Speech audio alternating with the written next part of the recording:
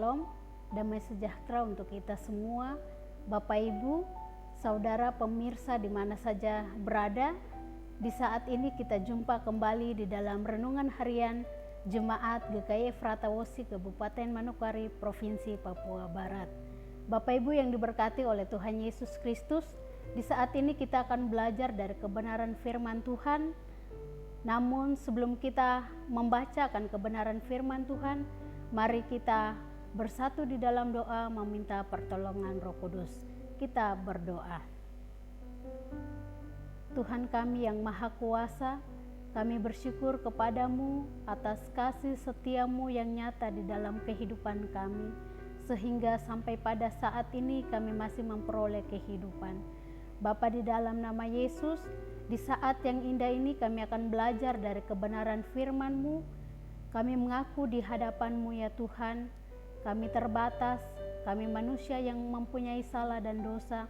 Oleh sebab itu kami mohon ampun, sehingga dosa itu tidak menjadi penghalang untuk kami dapat berjumpa dengan Engkau melalui kebenaran firman Tuhan di saat ini. Demi Yesus firman yang hidup, kami berdoa. Amin. Bapak Ibu Saudara yang diberkati oleh Tuhan Yesus Kristus, pembacaan firman Tuhan untuk kita belajar bersama pada saat ini terpilih di dalam kitab Perjanjian Baru, Injil Lukas pasalnya yang ke-19, ayat pertama sampai pada ayatnya yang ke-10. Lembaga Alkitab Indonesia memberikan judul Sakeus. Yesus masuk ke kota Yeriko dan berjalan terus melintasi kota itu. Di situ ada seorang bernama Sakeus, kepala pemungut cukai, dan ia seorang yang kaya. Ia berusaha untuk melihat orang apakah Yesus itu, tetapi ia tidak berhasil karena orang banyak, sebab badannya pendek. Maka berlarilah ia mendahului orang banyak, lalu memanjat pohon ara untuk melihat Yesus yang akan lewat di situ. Ketika Yesus sampai ke tempat itu, ia melihat ke atas dan berkata, "Sakeus, segeralah turun, sebab hari ini aku harus menumpang di rumahmu." Lalu Sakeus segera turun dan menerima Yesus dengan sukacita. Tetapi semua orang yang melihat hal itu bersungut-sungut. Katanya, ia menumpang di rumah orang berdosa. Tetapi Sakeus berdiri dan berkata kepada Tuhan, "Tuhan, setengah dari milikku akan kuberikan kepada orang miskin, dan sekiranya ada sesuatu yang kuperas dari seseorang, akan kukembalikan 4 kali lipat." Kata Yesus kepadanya, "Hari ini telah terjadi keselamatan kepada rumah ini, karena orang ini pun anak Abraham. Sebab anak manusia datang untuk mencari dan menyelamatkan yang hilang." Bapak Ibu Saudara yang kekasih, dari pembacaan kita di saat ini, ada satu tema untuk kita renungkan bersama, yaitu keselamatan sama artinya dengan Tuhan tinggal dalam keluarga. Keselamatan sama artinya dengan Tuhan tinggal dalam keluarga. Bapak Ibu Saudara yang diberkati oleh Tuhan Yesus Kristus, ketika Yesus berjalan bersama-sama dengan para muridnya menuju ke Yerusalem, di situ banyak orang yang mengikuti Yesus bersama-sama dengan para muridnya. Mereka melihat berbagai hal yang Yesus buat. Ketika Yesus memberikan mujizat, menyembuhkan orang sakit, disitulah orang banyak ingin mengikuti Yesus, ingin mendengar ajaran apa yang Yesus ajarkan kepada banyak orang. Tentunya orang-orang pada saat itu mereka juga merindukan supaya Yesus menunjukkan jalan keselamatan itu. Yesus menjelaskan kepada mereka apa jalan kebenaran itu. Dan di dalam pembacaan kita di saat ini, ketika begitu banyak orang yang mengelilingi Tuhan Yesus bersama-sama dengan para muridnya ketika Yesus mengajar, ada seorang pemungut cukai yang bernama Sakeus Dia ingin sekali melihat wajah dari Yesus. Dia ingin sekali melihat siapa itu Yesus. Sehingga dia dengan susah payah, dengan berusaha, dia ada bersama-sama dengan orang-orang di sekeliling tempat di mana Yesus mengajar. Akan tetapi sayangnya Sakeus tidak dapat melihat. Namun dia tidak patah semangat ya. Dia dengan bersusah payah dia lari mendahului orang-orang pada saat itu hendak memanjat pohon ara, dan ketika dia mempunyai suatu pengharapan bahwa ketika dia memanjat pohon ara tentu dia akan melihat sosok Yesus. Dan pada saat dia memanjat pohon ara, Yesus berjalan melintasi tempat itu dan memanggil Sakeus untuk segera turun, sebab Yesus hendak menumpang di rumah Sakeus. Bapak Ibu Saudara yang diberkati oleh Tuhan Yesus Kristus, di dalam kehidupan orang-orang Romawi pada saat itu,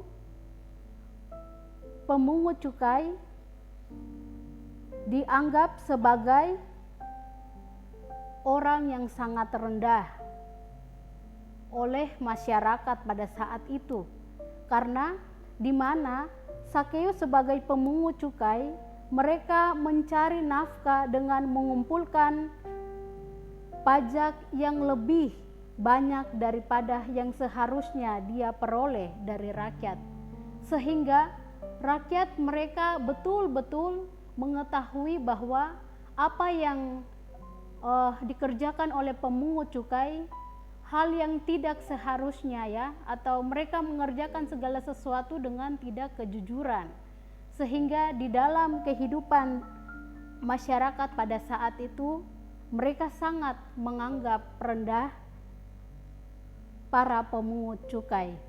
Akan tetapi Bapak Ibu Saudara yang diberkati oleh Tuhan Yesus Kristus, di sini Tuhan Yesus mau mengajarkan kepada kita bahwa kita tidak boleh memandang rendah orang lain ya. Kita dapat belajar dari pembacaan kita di saat ini dari dua tokoh ya. Tokoh yang pertama kita dapat belajar dari Sakeus, dan tokoh yang kedua kita dapat belajar dari Tuhan Yesus. Di mana ketika Sakeus hendak berjumpa dengan Tuhan Yesus, di situ ada suatu sukacita, kegembiraan yang dia rasakan, ada pertobatan yang dia peroleh ketika berjumpa dengan Tuhan Yesus. Bahkan di dalam pembacaan kita pada saat ini, di mana Sakeus katakan bahwa dia akan memberi sebagian dari apa yang dia miliki kepada orang miskin, dan juga dia akan mengembalikan dari apa yang telah dia peras dari orang-orang pada saat itu.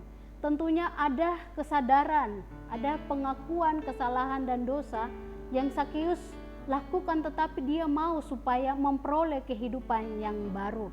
Dan juga kita dapat belajar dari sosok Yesus ya. Tentu Yesus di dalam firman-Nya dikatakan bahwa anak manusia datang untuk mencari dan menyelamatkan yang hilang ya. Tentu kehadiran Yesus di tengah-tengah dunia ini banyak sekali yang Yesus alami, banyak sekali yang Yesus lakukan untuk dapat menyelamatkan umat manusia. Yesus rela menderita, mati tersalib, bahkan ketika kematian dan kebangkitannya, Yesus memberikan suatu pengharapan kehidupan yang kekal bagi setiap orang yang percaya kepadanya. Oleh sebab itu, Bapak Ibu Saudara-saudari yang diberkati oleh Tuhan Yesus Kristus, di dalam firman Tuhan di saat ini mau mengingatkan Bapak Ibu Saudara dan saya untuk kita dapat belajar ketika kehidupan kita pernah kita melakukan salah dan dosa, bahkan sampai saat ini kita masih hidup di dalam kebiasaan hidup kita, keinginan daging kita, kesalahan-kesalahan yang kita perbuat melawan kasih kehendak Tuhan, menyakiti hati sesama kita. Kita mau untuk memperbaiki kehidupan kita, selama kita masih diberikan kesempatan untuk hidup. Dan yang kedua, kita juga mau belajar untuk memaafkan orang yang bersalah kepada kita, supaya apa yang difirmankan Tuhan, kita dapat menerima keselamatan yang berasal dari Tuhan sendiri. Tuhan yang mempunyai firman memberkati kita. Amin. Mari kita satu di dalam doa. Kita berdoa. Tuhan Yesus, kami bersyukur kepadamu sebab Engkau begitu baik di dalam kehidupan kami.